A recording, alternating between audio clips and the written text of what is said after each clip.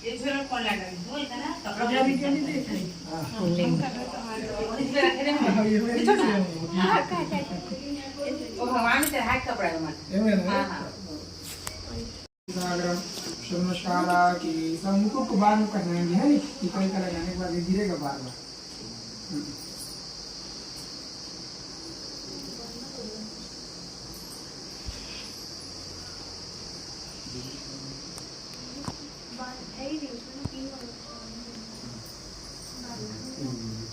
अभी चीज़ा तो है नहीं लगेगा आम कस्तूरी कमललाटपटलेना सागरेवार्मूर्तिं कर्तले वेणुगरेकं गोपाल चूड़ामणि आम यज्ञोपवीतं समर्पयामि यज्ञोपवीतमाचनं जलमाचनं समर्पयामि सुस्तं द्रदसरवास सुस्तना बहुसाय स्वेदासनैताक्षार्य अर्ष्णेमि सुस्तना विश्वादेवस्त्वामृताप्ष्णन्तरात्वयम् यदा गच्छति सागरं नमस्कारा केसुनामण महासैत्याज्ञान रामं रघुवंशनाथमागस्तं तोयं यदा गच्छति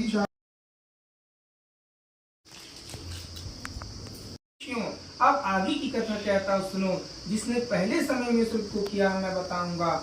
सुंदर काशीपुर नगर में एक अति निर्धन ब्राह्मण रहता था। वह ब्राह्मण जो है भूख और प्यास से बेचैन हुआ मृत्यु पृथ्वी पर घुमा करता था। ब्राह्मण से प्रेम करने वाले भगवान ने ब्राह्मण को दुखी देखकर बूढ़े ब्राह्मण का रूप धारण करके उस ब्राह्मण के पास जाकर आदर से पूछा कि हे विप्र, नित्य दुखी हुआ क्यों पृथ्वी पर घूमता है? श्रेष्ठ ब्राह्मण वास्तव मनोरथ तुम मुझसे कहो, उन सबका मैं उत्तर दूंगा। वह ब्राह्मण बोला कि मैं बहुत निर्धन ब्राह्मण हूँ, भिक्षा के लिए पृथ्वी पर निकलता हूँ। शो हे भगवान, यदि आप इसका उपाय जानते हो तो कृपा कर कहो। वृद्ध ब्राह्मण बोला कि सत्यानारायण भगवान जो है मन चाहे फल को देने वाले हैं, इसलिए हे ब्राह्मण तू उनका पूजन कर और व्रत कर, जिसको करने से मनुष्यों की सभी इच्छाएं पूर्ण हो जाती है और वह मनुष्य जो है सभी दुखों से मुक्त हो जाता है। इस व्रत का सारा विधान बतलाकर बूढ़े ब्राह्मण का रूप धारण करने वाले सत्यानारायण भगवान वहां से चले गए और कुछ दूर जाकर अंतर ध्यान हो गए और जिस व्रत को वृद्ध ब्राह्मण ने बतलाया है उस व्रत को मैं करूंगा,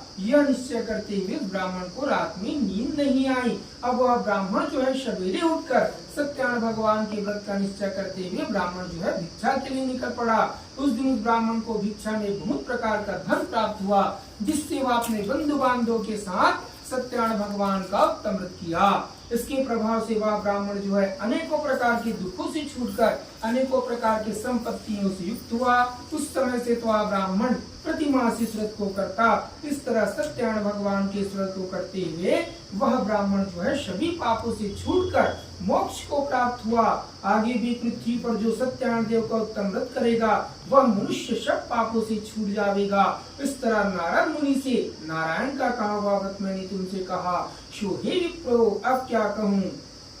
ऋषि बोले कि हे मुनि, संसार में उस ब्राह्मण से सुनकर किस किस ने इस व्रत को किया यह सब हम सुनना चाहते हैं। इसके सुनने की हमारे हृदय में बड़ी ही श्रद्धा और विश्वास है। इस प्रकार से उस नैमिषारण्य तीर्थ में शौनक आदि 88,000 ऋषियों के श्रद्धा विश्वास को देखते हुए सूत जी महाराज जो है पुनः आगे की कथा सुनाना प्रारंभ कर रहे हैं। तो सूत जी महाराज बताते हैं कि हे मुनियों, आगे जिसने इस व्रत को किया बात सुनो। एक समय वह ब्राह्मण जो है धन और ऐश्वर्य के अनुसार व्रत करने को उद्यत हुआ। उसी समय लकड़ी का बेचने वाला लकड़हारा वहां आया और बाहर लकड़ियों को रखकर ब्राह्मण के घर में प्रवेश किया। प्यास से दुखी लकड़हारे ने ब्राह्मण को व्रत करते हुए देखा और ब्राह्मण को नमस्कार कर बोला कि आप यहाँ क्या कर रहे हैं और इसके करने से क्या लाभ प्राप्त होता है, यह सब विस्तार पूर्वक वर्णन करें। वह ब्राह्मण बोला कि सब कामनाओं को पूरा करने वाला सत्यानारायण का व्रत है, उसी की कृपा से मेरे यहाँ धन और धान्य की वृद्धि हुई है। उससे इस व्रत के विषय में जानकर लकड़हारा बहुत प्रसन्न हुआ और चला गया। लकड़हारे ने जाते ही जाते अपने मन में यह विचार किया कि आज लकड़ी बेचने से जो भी धन प्राप्त होगा उससे ही मैं सत्यानारायण देव को उत्तम व्रत करूंगा। मन में यह विचार कर लकड़ियां सिर पर रखकर जिस नगर में धनवान लोग रहते थे ऐसे सुंदर नगर में गया। उस दिन उस लकड़हारे को लकड़ियों का दाम दूना प्राप्त हुआ। तब वह प्रसन्न होकर पक्के केले की फली, शक्कर, घी और गेहूं का चूर्ण सब इकट्ठा और सवाइया लेकर अपने घर को गया और सब भाइयों को बुलाकर विधि के अनुकूल सत्यानारायण भगवान का उत्तम व्रत किया। इसके प्रभाव से वह लकड़हारा जो है धन और पुत्रादियों से युक्त हुआ और संसार का सुख भोग कर अंत में जो है भगवान की वैकुंठ लोक की प्राप्ति की।